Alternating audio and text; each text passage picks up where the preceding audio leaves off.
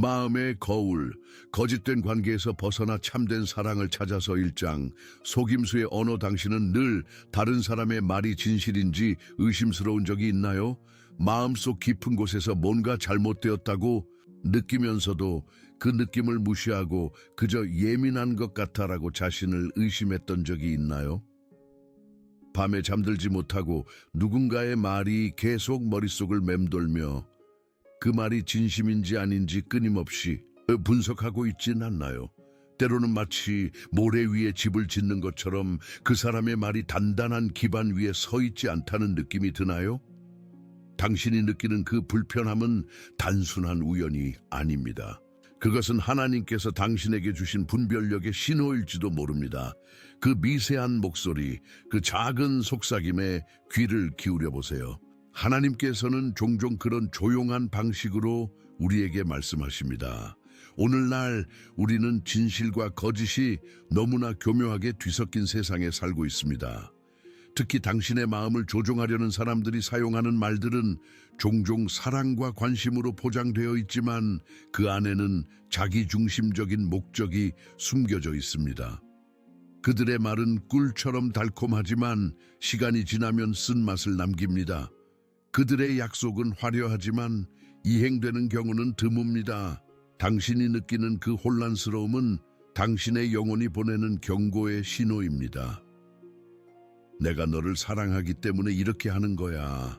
네가 나를 정말 사랑한다면 이해해 줄 거야. 너만 특별해. 다른 사람들은 너를 이해하지 못해. 나만 너를 진정으로 이해해. 네가 내 말을 의심한다면 그건 네가 나를 사랑하지 않는다는 증거야. 이런 말들이 친밀함과 진실된 사랑처럼 들리지만 때로는 이 말들이 당신을 조종하고 당신의 경계를 무너뜨리는 도구로 사용될 수 있습니다. 이런 말들은 마치 에덴 동산에서 하와에게 속삭인 뱀의 말과도 같습니다. 하나님이 참으로 너희에게 동산 모든 나무의 열매를 먹지 말라 하시더냐. 창세기 3:1. 그 질문은 마치 하나님의 선하심과 사랑의 의문을 품게 만드는 교묘한 질문이었습니다. 오늘날 나르시시스트들은 같은 전략을 사용합니다. 그들은 당신의 현실인식, 당신의 직관, 심지어 당신의 기억까지도 의심하게 만듭니다. 당신의 영혼은 알고 있습니다. 그 깊은 불안감, 그 설명할 수 없는 무거움은 단순한 감정이 아닙니다. 그것은 당신의 영적 레이더가 감지하는 위험 신호입니다. 성경은 미혹되지 말라, 고린도전서 15:33 고 경고합니다. 이 말씀은 우리가 속임수에 넘어가기 쉬운 존재임을 인정하면서도 동시에 우리 안에 진실을 분별할 수 있는 능력이 있음을 상기시켜 줍니다. 예수님께서는 마태복음 10장 16절에서 보라, 내가 너희를 보냄이 양을 이리 가운데 보냄과 같도다. 그러므로 뱀같이 지혜롭고 비둘기같이 순결하라고 말씀하셨습니다. 이 말씀은 우리가 순수함을 유지하면서도 동시에 지혜롭게 분별할 수 있어야 함을 가르쳐 줍니다. 당신이 지금 혼란스럽고 자신의 판단을 의심하고 있다면 이 여정을 함께 시작합시다. 하나님께서는 당신이 진실과 거짓을 구별할 수 있는 분별력을 주셨습니다. 이제 그 선물을 발견하고 키워갈 시간입니다. 당신은 혼자가 아닙니다. 하나님께서 당신과 함께 걸으시며 진실의 빛으로 당신의 길을 비추실 것입니다. 2장. 가면 뒤에 얼굴. 당신은 혼자가 아닙니다. 많은 사람들이 거짓된 사랑과 진정한 사랑을 구별하는데 어려움을 겪고 있습니다. 특히 자기애가 강한 사람, 즉 자기 자신만을 사랑하는 사람들은 종종 사랑이라는 이름으로 다른 사람들을 조종합니다. 그들은 마치 연극 무대 위의 배우처럼 상황에 따라 다른 얼굴을 보여줍니다. 당신과 단둘이 있을 때의 모습과 다른 사람들 앞에서의 모습이 너무 다르다는 것을 느낀 적이 있나요? 그것은 우연이 아닙니다. 그들의 말은 달콤하지만 그들의 행동은 결국 자신의 이익만을 추구합니다. 이런 사람들이 항상 쓰는 한 가지 핵심적인 문구가 있습니다. 네가 나를 사랑한다면 내가 원하는 대로 해줄 거야. 이 말은 진정한 사랑이 아닌 조종의 도구입니다. 이 문장을 듣게 되면 당신의 마음의 경고등이 켜져야 합니다. 이것은 당신의 죄책감을 이용하고 당신의 선한 마음을 악용하려는 시도입니다. 진정한 사랑은 자유를 주지만 나르시시스트의 사랑은 당신을 감정적 인질로 만듭니다. 나르시시스트들은 다른 특징적인 말들도 자주 사용합니다. 너는 항상 그래. 너는 너무 예민해. 그런 일은 없었어. 네가 기억을 잘못하고 있어. 이런 말들은 가스라이팅이라 불리는 심리적 조종의 전형적인 예입니다. 그들은 당신의 현실 인식을 왜곡시키고 당신이 자신의 감정과 기억을 의심하게 만듭니다. 하지만 하나님의 빛이 어둠을 밝히듯 진실은 항상 거짓을 이깁니다. 요한복음 8장 32절에서 예수님은 진리를 알지니 진리가 너희를 자유롭게 하리라고 말씀하셨습니다. 이 약속은 당신에게도 해당됩니다. 당신이 진실을 인식하기 시작할 때 그 진실은 당신을 감정적 조종에서 자유롭게 할 것입니다. 예수님은 마태복음 7장 15, 16절에서 거짓 선지자들을 삼가라 양의 옷을 입고 너희에게 나아오나 속에는 노략질하는 일이라 그들의 열매로 그들을 알지니 가시나무에서 포도를 또는 엉겅퀴에서 무화과를 따겠느냐고 경고하셨습니다. 이 말씀은 우리가 사람을 그들의 말이 아닌 행동으로 판단해야 함을 가르쳐 줍니다. 나르시시스트의 말과 행동 사이에는 항상 불일치가 있습니다. 그들은 사랑을 말하지만 그들의 행동은 사랑을 보여주지 않습니다. 우리는 종종 다른 사람이 우리에게 보여주는 모습만 보고 판단합니다. 하지만 성경은 겉모습이 아닌 마음을 보시는 하나님의 지혜를 가르쳐 줍니다. 사무엘상 16장 7절에서는 사람은 외모를 보거니와 여호와는 중심을 보느니라고 말씀합니다. 이제 당신도 그런 분별력을 기르기 시작할 수 있습니다. 당신의 직관을 신뢰하세요. 당신의 불안함, 당신의 의심, 당신의 혼란스러움, 이 모든 감정들은 무시해야 할 것이 아니라 주에 깊게 들어야 할 메시지입니다. 성령님께서는 종종 이런 미묘한 방식으로 우리에게 말씀하십니다. 요한일서 4장 1절은 사랑하는 자들아 영을 다 믿지 말고 오직 영들이 하나님께 속하였나 시험하라고 권면합니다. 당신이 지금 혼란스럽다면 그것은 빛이 당신의 상황에 비치기 시작했다는 신호일 수 있습니다. 때로는 진실을 보는 것이 고통스럽지만 그 진실이 당신을 치유의 길로 인도할 것입니다. 어둠 속에서 빛을 보는 것은 처음에는 눈이 부시고 불편할 수 있지만 그 빛이 당신을 자유와 치유로 인도할 것입니다. 3장 다윗의 깨달음. 성경에는 자기중심적인 사람들과 그들의 말의 진실을 깨닫는 과정을 보여주는 강력한 이야기가 있습니다. 다윗 왕의 이야기를 생각해 보세요. 이 이야기는 우리 모두가 때로는 자기 기만에 빠질 수 있으며 때로는 우리 자신도 나르시시즘의 함정에 빠질 수 있음을 보여줍니다. 다윗은 하나님의 마음에 합한 사람이었지만 그도 때론 자신의 욕망에 빠져 자기 중심적이 되었습니다. 사무엘하 11장에서 다윗은 밧세바를 보고 그녀를 탐하게 되었습니다. 그는 자신의 욕망을 충족시키기 위해 그녀를 취했고 그 후 자신의 행동을 숨기기 위해 그녀의 남편 우리아를 전쟁터의 가장 위험한 곳에 보내 죽게 했습니다. 다윗은 자신의 행동을 정당화하고 자신이 한 일의 심각성을 인정하지 않았습니다. 밧세바와의 사건 후 하나님께서는 선지자 나단을 다윗에게 보내셨습니다. 나단은 다윗에게 한 부자와 가난한 사람의 비유를 들려주었습니다.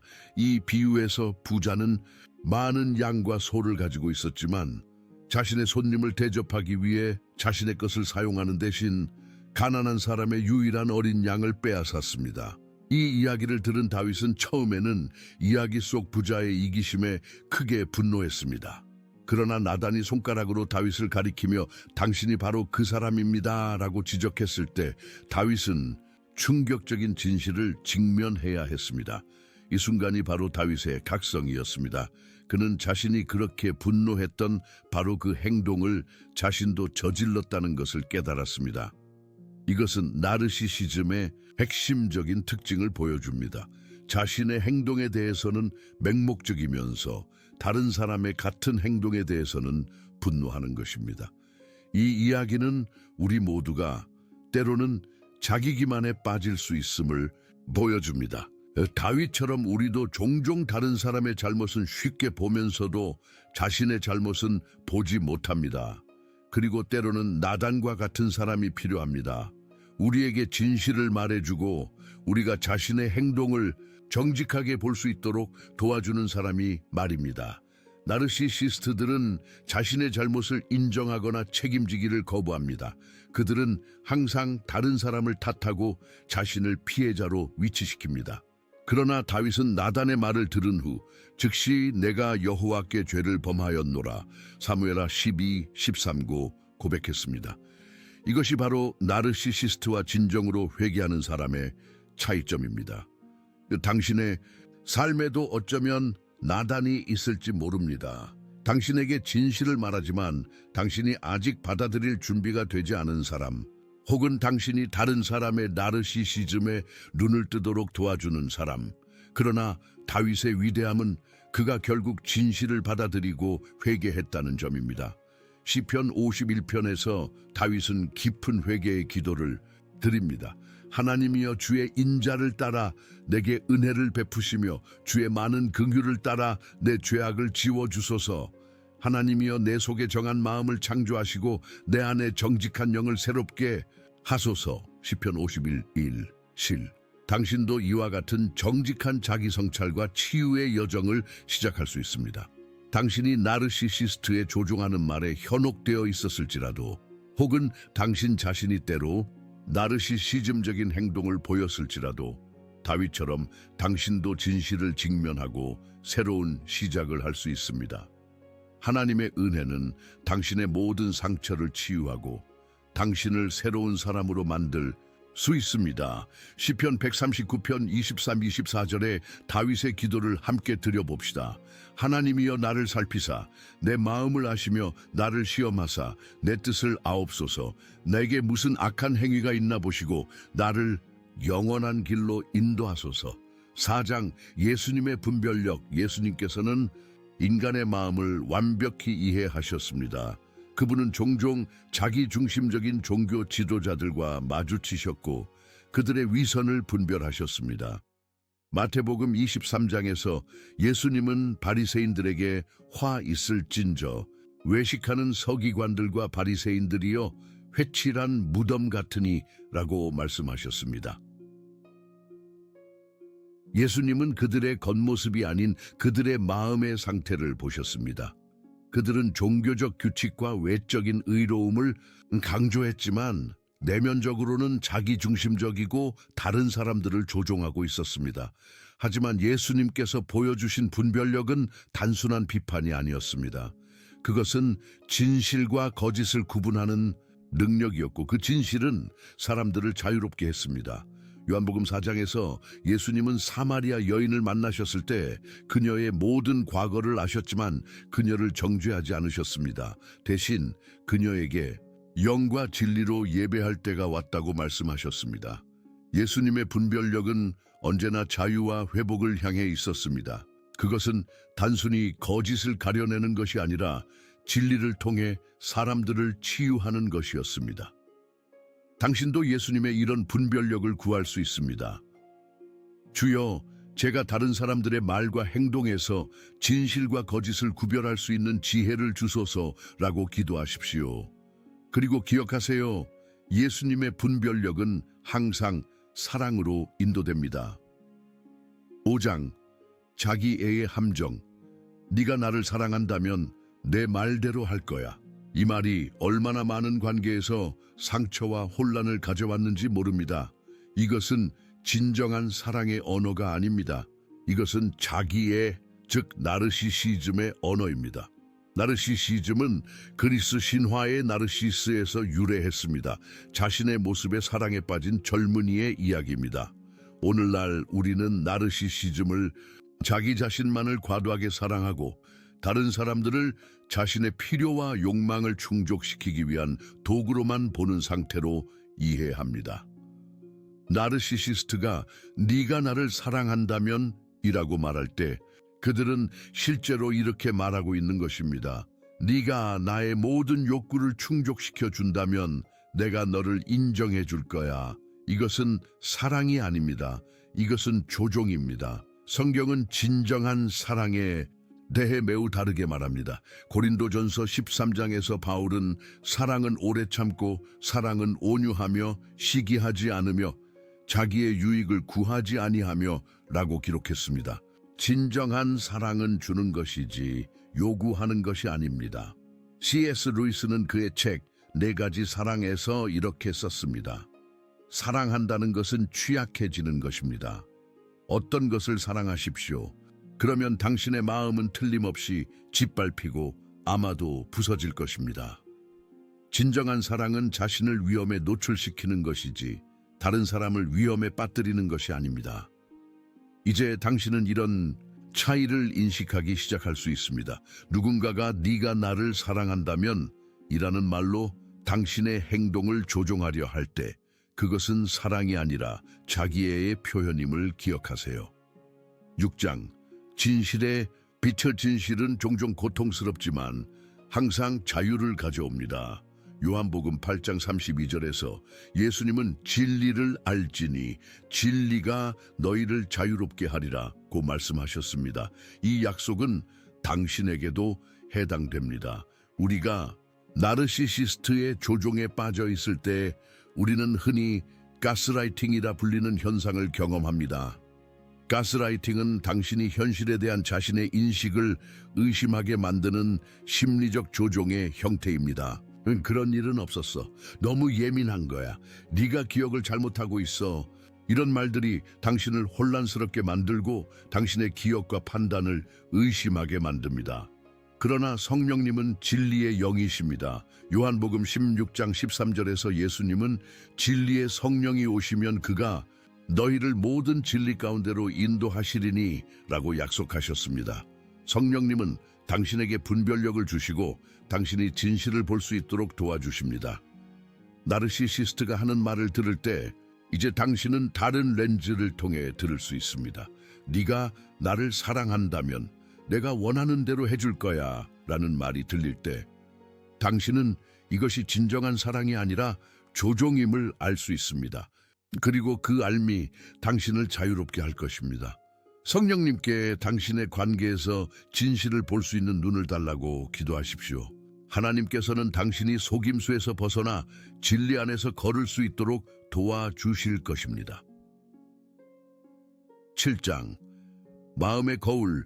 자기애가 강한 사람들은 종종 자신의 마음 상태를 타인에게 투사합니다. 심리학에서는 이를 투사 프로젝션라고 부릅니다. 그들은 자신이 느끼는 것을 다른 사람도 느낀다고 가정합니다. 그들이 조종적이기 때문에 다른 사람들도 그들을 조종하려 한다고 생각합니다. 그들이 거짓말을 하기 때문에 다른 사람들도 거짓말을 한다고 생각합니다. 그들이 사랑의 조건을 달기 때문에 모든 사람이 그렇게 한다고 가정합니다.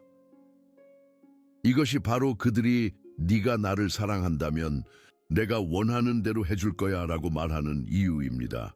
그들은 사랑을 조건적인 것으로 이해하기 때문에 다른 사람들도 그렇게 이해할 것이라고 생각합니다. 그들에게 사랑은 주고받는 거래이지 무조건적인 선물이 아닙니다.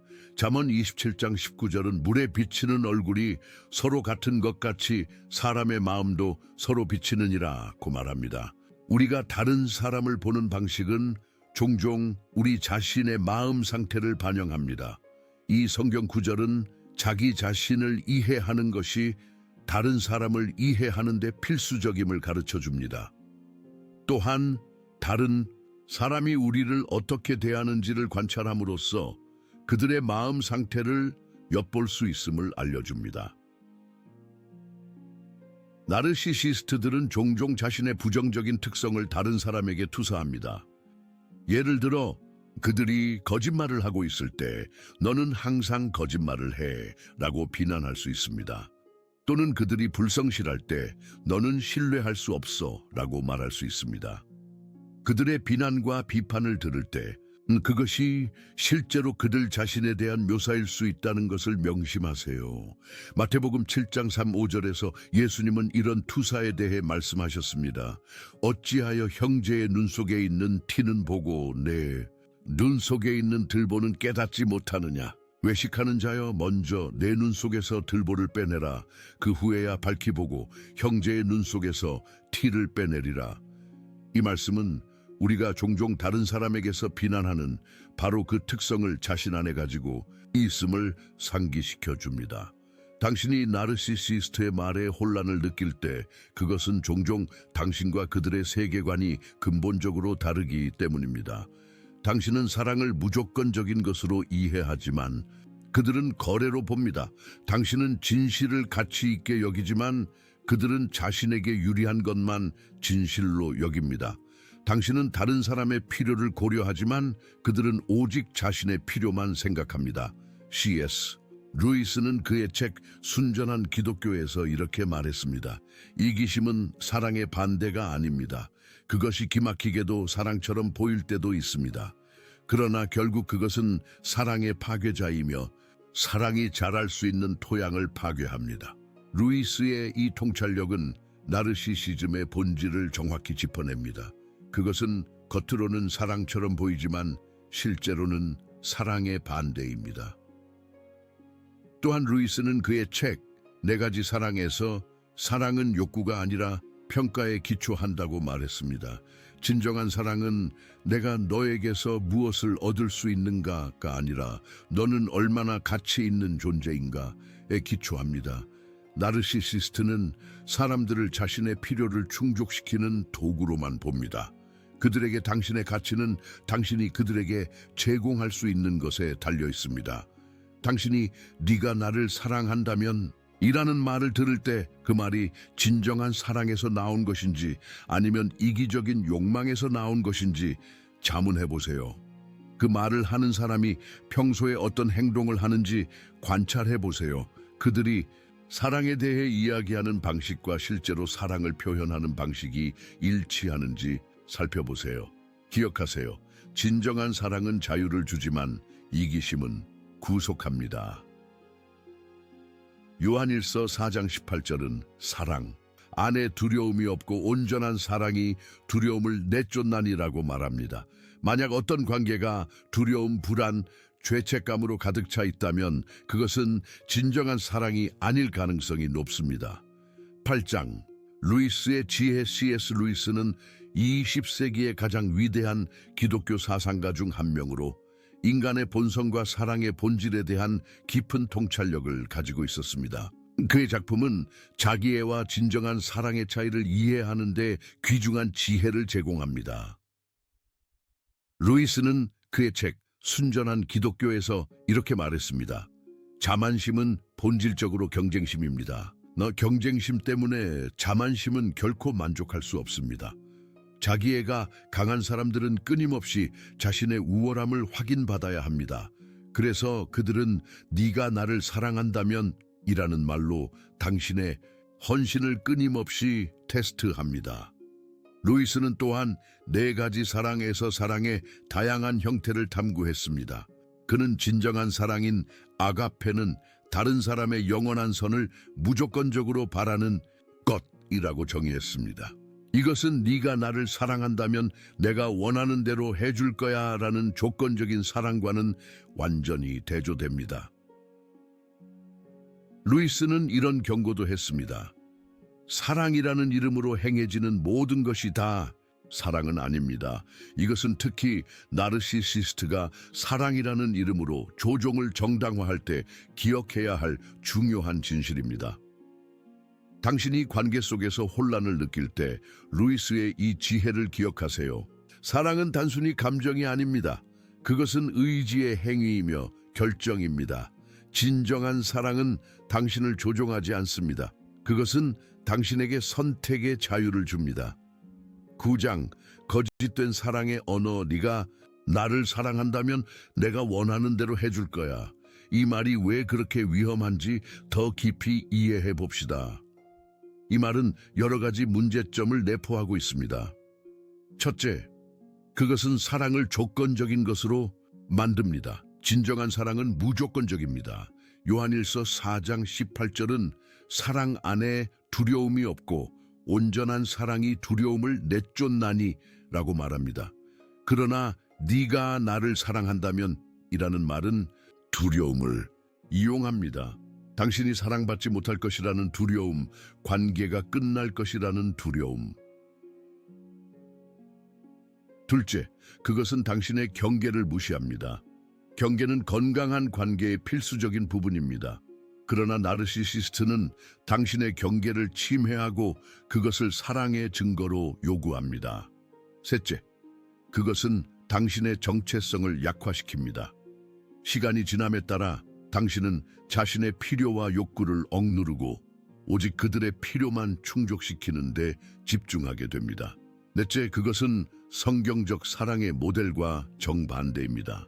에베소서 5장 25절은 남편들아 아내 사랑하기를 그리스도께서 교회를 사랑하시고 그것을 위하여 자신을 주심같이 하라고 말합니다. 그리스도의 사랑은 희생적이었지 요구적이지 않았습니다. 당신이 이런 말을 들을 때 그것이 진정한 사랑에서 나온 것인지 아니면 자기 중심적인 조종에서 나온 것인지 분별하는 법을 배우세요. 진정한 사랑은 자유를 주지만 나르시시즘은 구속합니다. 10장 하나님의 사랑의 언어. 하나님의 사랑은 나르시시스트의 조건적인 사랑과 완전히 다릅니다. 요한일서 4장 16절은 하나님은 사랑이시라. 사랑 안에 거하는 자는 하나님 안에 거하고 하나님도 그의 안에 거하시느니라고 말합니다. 하나님의 사랑은 무조건적입니다. 로마서 5장 8절은 우리가 아직 죄인 되었을 때에 그리스도께서 우리를 위하여 죽으심으로 하나님께서 우리에 대한 자기의 사랑을 확증하셨느니라고 말합니다. 하나님은 네가 나를 사랑한다면 이라고 말씀하지 않으셨습니다. 대신 그분은 우리가 그분을 사랑하기도 전에 먼저 우리를 사랑하셨습니다. 하나님의 사랑은 해방시킵니다. 갈라디아서 5장 1절은 그리스도께서 우리를 자유롭게 하려고 자유를 주셨으니라고 말합니다. 하나님의 사랑은 우리를 구속하는 것이 아니라 우리를 자유롭게 합니다. 하나님의 사랑은 치유합니다. 시편 147편 3절은 그가 마음이 상한 자를 고치시며 그들의 상처를 싸매시는도다 라고 말합니다. 나르시시스트의 사랑은 상처를 주지만 하나님의 사랑은 치유합니다. 당신이 네가 나를 사랑한다면 내가 원하는 대로 해줄 거야 라는 말에 상처받았다면 하나님의 다른 메시지를 들어보세요. 내가 너를 영원한 사랑으로 사랑하였고 인자함으로 너를 이끌었다. 예레미야 31:3. 이것이 진정한 사랑의 언어입니다. 7장 진실한 대화의 힘. 나르시시스트와의 관계에서 벗어나는 첫 번째 단계는 진실을 인식하는 것입니다. 두 번째 단계는 건강한 경계를 세우는 것입니다. 그리고 세 번째 단계는 진실한 대화를 시작하는 것입니다. 에베소서 4장 15절은 오직 사랑 안에서 참된 것을 하여라고 말합니다. 이것은 우리가 진실을 말해야 하지만 항상 사랑으로 해야 함을 의미합니다. 당신이 나르시시스트의 조종적인 언어를 인식했다면 이렇게 대응해 볼 수 있습니다. 당신이 내게 네가 나를 사랑한다면 이렇게 해줄 거야 라고 말할 때 그것은 나를 조종하는 것처럼 느껴져요. 진정한 사랑은 조건을 달지 않아요. 나는 당신을 사랑하지만 그것이 내 경계를 무시해도 된다는 의미는 아니에요. 나는 우리 관계가 더 건강해지길 원해요. 그리고 그것은 서로를 존중하는 것에서 시작돼요. 이런 대화는 쉽지 않을 것입니다. 나르시시스트는 종종 직면을 잘 받아들이지 않습니다. 그들은 방어적이 되거나 당신을 더 조종하려 할 수 있습니다. 그러나 진실을 말하는 것은 당신 자신을 위한 것이기도 합니다. 당신의 목소리를 되찾고 당신의 진실을 인정하는 것입니다. C.S. 루이스는 진실은 때로는 불편할 수 있지만 거짓말은 항상 더 불편하다고 말했습니다. 단기적으로는 진실을 말하는 것이 더 어려울 수 있지만 장기적으로는 그것이 자유로 가는 길입니다. 12장 경계와 은혜, 건강한 관계를 위해서는 경계가 필수적입니다. 경계는 울타리와 같아서 무엇이 들어오고 나갈 수 있는지 정의합니다. 나르시시스트는 종종 네가 나를 사랑한다면 이라는 말로 당신의 경계를 무시하려 합니다. 예수님께서는 완벽한 경계의 모델을 보여주셨습니다. 그분은 사람들을 사랑하셨지만 항상 그들의 요구에 굴복하지는 않으셨습니다. 때로는 군중에서 벗어나 홀로 기도하셨고 마가복음 1:3-15, 때로는 사람들의 요구를 거절하셨습니다. 요한복음 6:5. 당신도 사랑과 경계 사이의 균형을 찾을 수 있습니다. 경계를 세우는 것은 이기적인 것이 아니라 자기 돌봄의 행위입니다. 그것은 당신이 건강하고 온전하게 남아 진정으로 사랑할 수 있게 해줍니다. 나르시시스트가 네가 나를 사랑한다면 내가 원하는 대로 해줄 거야 라고 말할 때 당신은 이렇게 대답할 수 있습니다. 나는 당신을 사랑하지만 그것이 내 경계를 무시해도 된다는 의미는 아니에요. 진정한 사랑은 서로를 존중하는 것이에요. 경계를 세우는 것이 쉽지는 않을 것입니다. 나르시시스트는 종종 당신의 경계에 저항하고 당신을 이기적이라고 비난할 수 있습니다. 그러나 기억하세요. 당신의 가치는 다른 사람의 필요를 충족시키는 능력에 있지 않습니다. 당신의 가치는 하나님께서 당신을 사랑하시는 무조건적인 사랑에 있습니다. 13장 회복의 여정. 나르시시스트의 조종에서 회복되는 것은 여정입니다. 그것은 하룻밤 사이에 일어나지 않습니다. 그러나 당신이 진실을 인식하고 건강한 경계를 세우며 진실한 대화를 시작할 때 당신은 이미 치유의 길을 걷고 있는 것입니다. 시편 34편 18절은 여호와는 마음이 상한 자에게 가까이 하시고 중심에 통회하는 자를 구원하시는도다 라고 말합니다. 당신이 상처받았다면 하나님께서는 당신 가까이 계십니다. 회복의 여정에서 중요한 단계들. 자기 자신을 용서하세요. 당신은 조종당했을 수 있지만 그것은 당신의 잘못이 아닙니다. 지원 시스템을 구축하세요. 당신을 진정으로 사랑하고 존중하는 친구들, 가족, 상담사 또는 목회자를 찾으세요. 셈, 하나님의 사랑 안에서 쉬세요. 히브리서 4장 16절은 그러므로 우리는 긍휼하심을 받고 때를 따라 돕는 은혜를 얻기 위하여 은혜의 보좌 앞에 담대히 나아갈 것이니라고 말합니다. 새로운 관계에서 레드 플래그를 인식하는 법을 배우세요. 네가 나를 사랑한다면 이라는 말을 듣게 된다면 그것을 경고 신호로 받아들이세요. 진정한 사랑이 어떤 것인지 기억하세요. 고린도전서 13장의 사랑의 정의를 묵상하세요. 지금 이 순간 다른 사람의 말에 조종당하고 있다고 느끼는 누군가가 있습니다. 당신은 혼자가 아닙니다. 하나님께서는 당신의 회복의 여정에서 당신과 함께 걸으실 것입니다.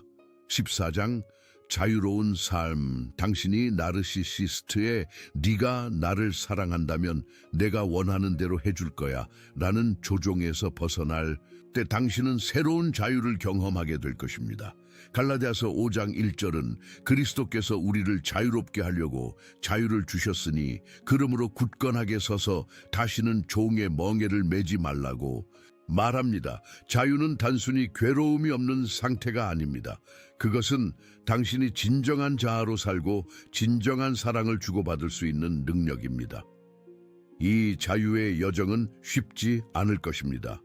나르시시스트의 조종에서 벗어나는 과정에서 당신은 자책감, 혼란, 심지어 그 사람에 대한 그리움까지 느낄 수 있습니다.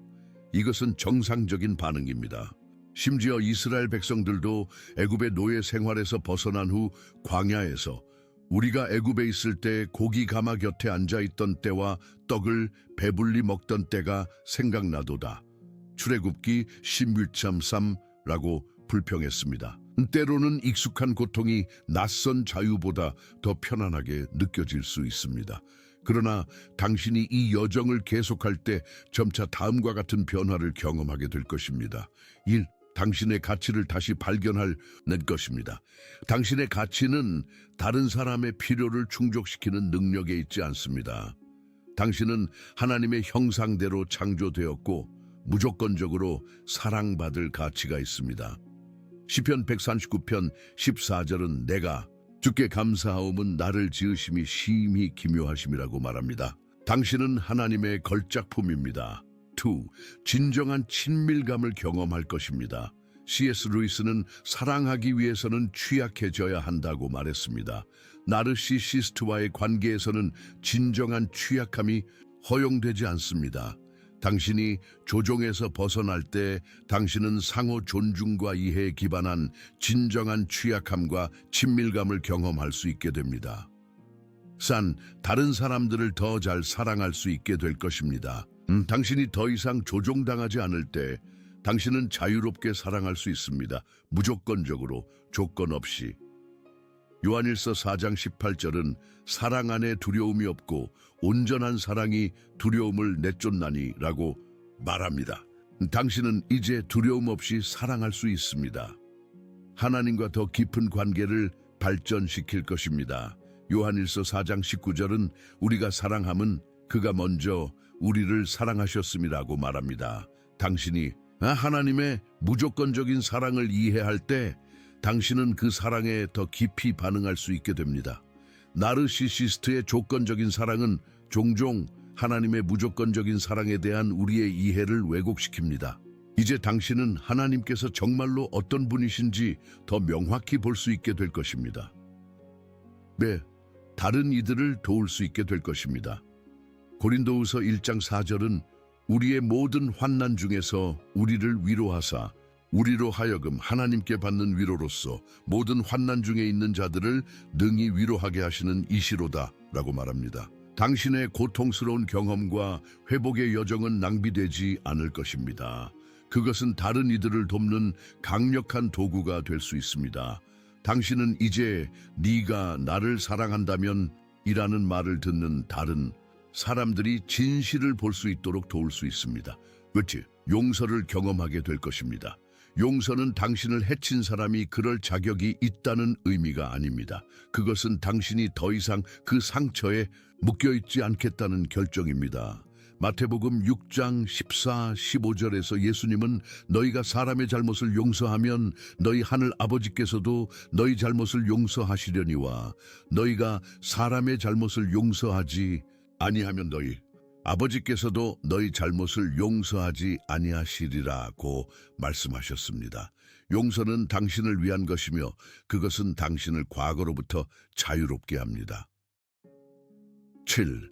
진실과 거짓을 분별하는 능력이 향상될 것입니다.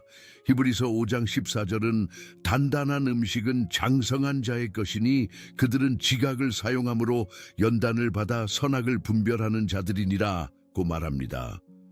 당신의 고통스러운 경험은 당신에게 귀중한 분별력을 가르쳤습니다. 당신은 이제 거짓된 사랑의 신호를 더 잘 인식할 수 있게 될 것입니다. 이것이 바로 내가 지금 느끼고 있는 것입니다.